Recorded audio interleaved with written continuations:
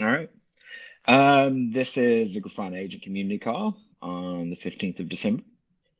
And yeah, this is our second one. So awesome. Hopefully, as always, we appreciate any questions, anybody making time to come here. And we've got some topics here, but feel free to add your own, or if you have any questions as we're going through, feel free to bring them up. So I guess we will start at the top here with this remote configuration experimental support merged into main. Yeah, I wrote that down for Robbie, unfortunately. So I'm volunteering him to talk. So sorry, Robbie. You want to kind of like talk about that a little bit?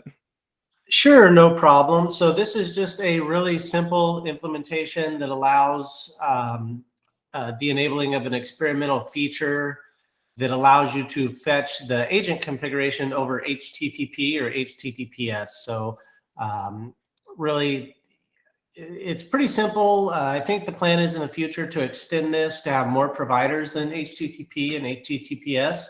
But for now, it allows you to pass a flag where you can, instead of passing a path to a file, you can pass a URL to your file. So if you want to expand on that, Robert, feel free. Yeah, I mean, so this is kind of the counterpart that we talked about last week with everyone. We're well, okay. So like, I've been slowly considering a way to like have a ubiquitous format for saying when you refer to a file, you might like that file might be not on your disk. So like that file might be in Vault or whatever. Uh, it's going to be really small baby steps to get to that final vision of like this like naming convention, I guess we can call it. But the first step is having the agent's config file itself, like the core config file might not be on disk, it might be HTTPS. Probably did great work with that. I used it for something which I don't think I can talk about yet, but I think like it's an exciting future, and there's a lot you could do even with like what it does now. For example, like just because it's HTTPS doesn't mean like it has to serve a file from some other machine. Like it could generate things on the fly, and that's kind of neat. Um, Try it out. It's hidden behind a feature flag, which kind of goes into the next topic. But once like we have more confidence in what we're doing, uh, it'll be enabled by default. But for now, you have to explicitly say like, yeah, I want to opt into this new weirdness that might break. Does anyone have any questions about that?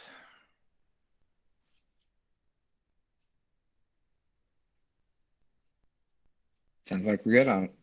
Nice. So dev branch of the feature flags. Yeah. So we kind of agreed in turn. We kind of agreed like between the team that it's best for everyone if the agent can be released at any time. Like there's so many places in Grafana that use the agent, and it's hard for them if like we can't release for any reason. So what we started doing was this dev branch idea, where we have dev branches that hold work that's not finished yet. Um, so like if you have a PR that would for some reason prevent a release from happening, that PR should instead go to a dev branch where you can do all the work you need to do before merging that into main. That's worked for some things. I think Mario's done that with like the service graphs processor. I think I've done it a few times. I think the biggest drawback is that it like kind of separates the community. Like it's essentially the dev branch is for developers. It's not for users. Um, so it makes it hard to get feedback on what we're doing with a dev branch. So we are now adding a second concept into this, and I think this might be news to Matt, unfortunately, like feature flags. So if something is working and like ready for user use, but maybe it's not perfect, we can enable that at runtime with a flag instead. So that'll allow people to opt into new behavior that we're testing out, give us some feedback, and test things without having to wait for like this dev branch to eventually be merged and released.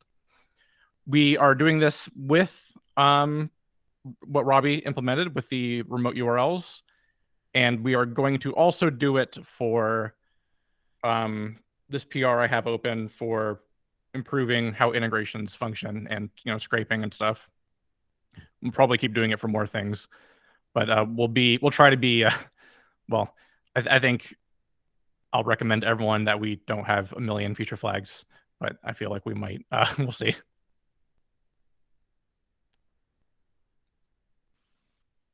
Cool. Anybody got any questions on that or comments? I had a quick question / comment. I think this is pretty interesting, and I think it may be interesting how this could shake out for features that exist upstream in Prometheus. For example, I know there was a Prometheus feature flag for enabling extra scrape metrics that I would like to see us enable in the agent as well. So I think we could take some of these features that Prometheus is, hiding behind feature flags and bring them down into the agent. Does anyone have thoughts on that? Yeah, I mean, I think feature flags are a pretty common usage pattern. So I think this just allows us to move quicker, try out more things. I was struggling to find a way to do feature flags. So I opened a PR last night that I think gives us a good way to set up this pattern of like there might be many of these things. Mm-hmm. So I guess I should say, like, these things are happening in Maine. We're coming towards the end of the year, so we're gonna probably avoid releases. So like if you're looking toward, or if you're excited about any of that, you're gonna have to wait till mid-January probably, after everyone's back from holidays. All right. That leads to the agent security patch, and I'll kind of set the stage a little bit just to give Robert a little bit of chance before speaking. So back in 14.0, we released some features that let you see the configuration of scrape targets. This inadvertently could have exposed some secrets if you had any there on the config endpoint and the targets endpoint, right? And we recently patched our two most recent minor versions.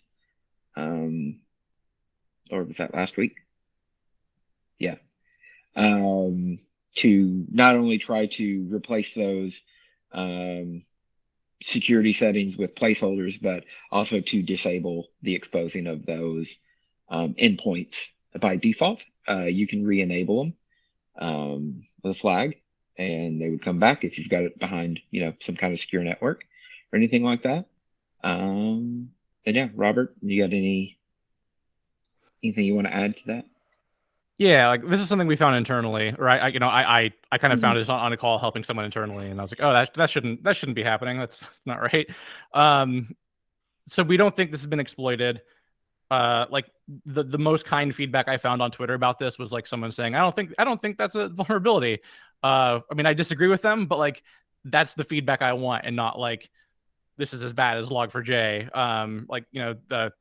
I mean, not this. Okay, I'm not poo-pooing Log4j, but you know what I mean. Like, it seems like maybe the CVE score I assigned it was a little bit higher than it should have been. But I do think it's important for people to understand that it was a vulnerability, so they can patch and avoid accidentally leaking secrets to people on the same network. With that in mind, like I think we're gonna have to do a postmortem on this that we release to everyone. I think there's going to be a lot of interesting procedure changes around how we deal with security for like open source PRs, and just kind of being more conscious about that going forward instead of just like, base checks. But stay tuned for the postmortem and how we plan to avoid or attempt to avoid security problems going forward. It's never going to be perfect. Yeah, and I think definitely as a company, we're going to have more focus on that given we had some other issues last week. So definitely going to be a company push. Do we have any questions on the security patch? All right, Mario. Improved pod association in the Prime SD.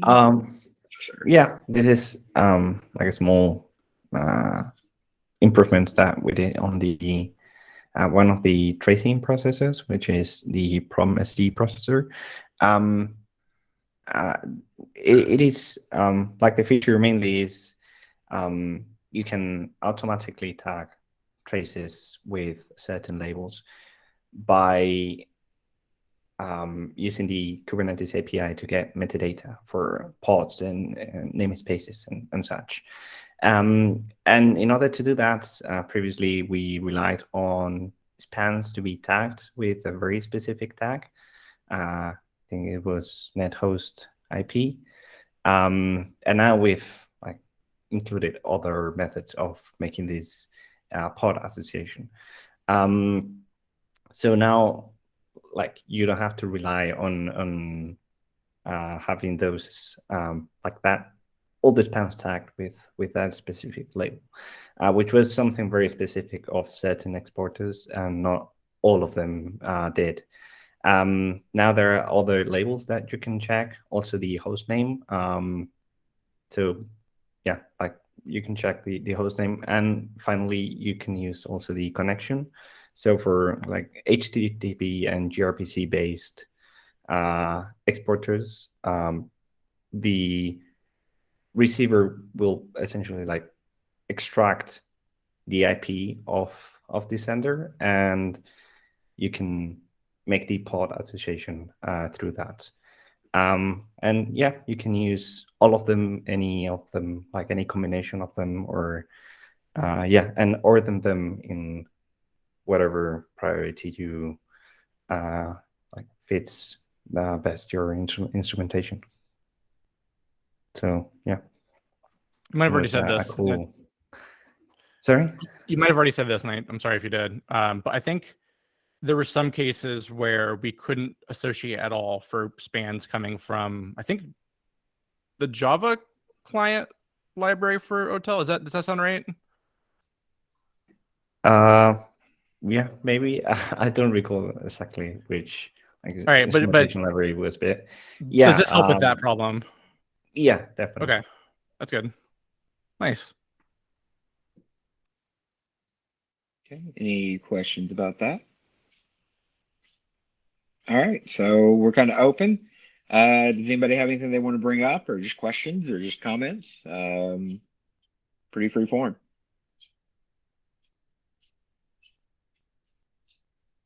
And if you don't want to speak up, you're welcome to put it in chat.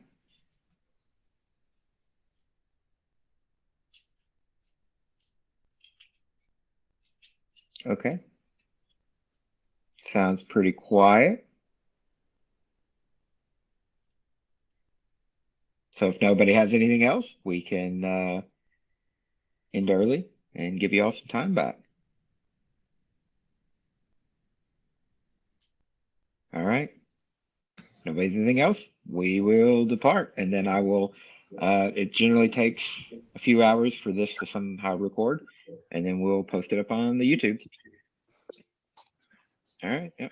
Happy holidays. Thank you, everyone. Thanks. See everybody. Bye. Bye.